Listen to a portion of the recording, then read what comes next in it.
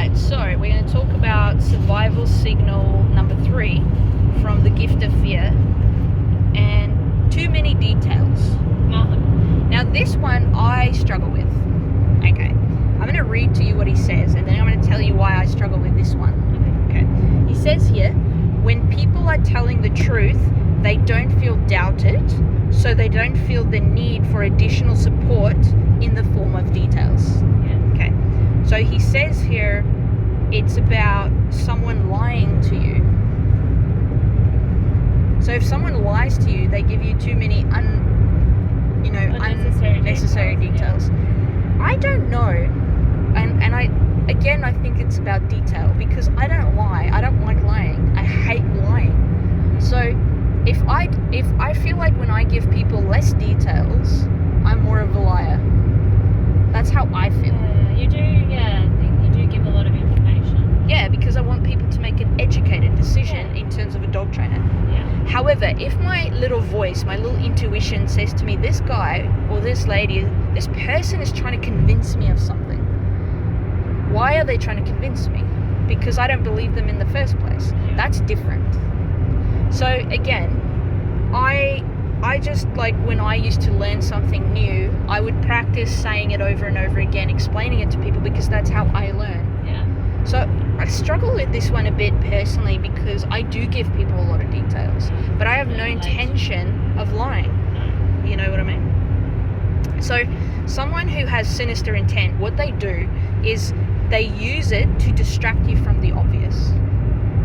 Okay, so if someone's trying to convince you, so here's my problem. If someone comes to you, like you go to a dog trainer, I mean, you don't know their style, you don't know if it's going to work for your dog, but as they're talking, your back of your mind, you're like, I don't know, this doesn't feel right for my dog, it doesn't feel right for me. We're not talking emotionally, right? We're not talking about like, oh, but I don't want to be mean to my dog. That's not what I mean. Or, yeah, but I like being dominant and I will tell my dog. I'm not talking about that. That is if you're making a decision, that's different. I'm talking about you're sitting there like, oh, my emotions, it's not really something I like, but it almost sounds like it's what I need.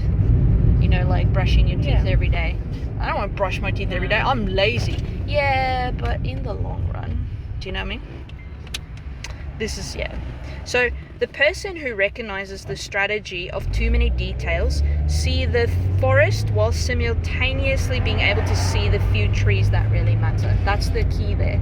So if someone's talking, like really trying to overload you with information, so at the end you're just like, yeah, it's fine, and you agree. That's what you got to be aware of. So this is where unsolicited advice is a problem. If someone approaches me and asks for advice because of my profession, that's fine.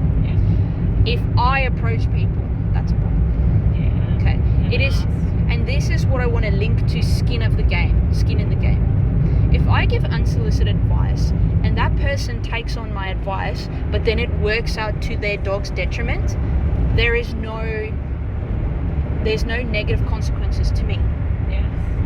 So if you switch it around, if someone comes and gives me unsolicited advice and I then take that advice, but I'm the only one that pays, me and my dog, it's my fault because that person approached me.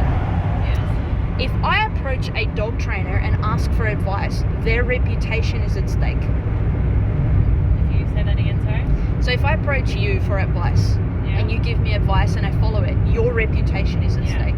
That's skin in the game.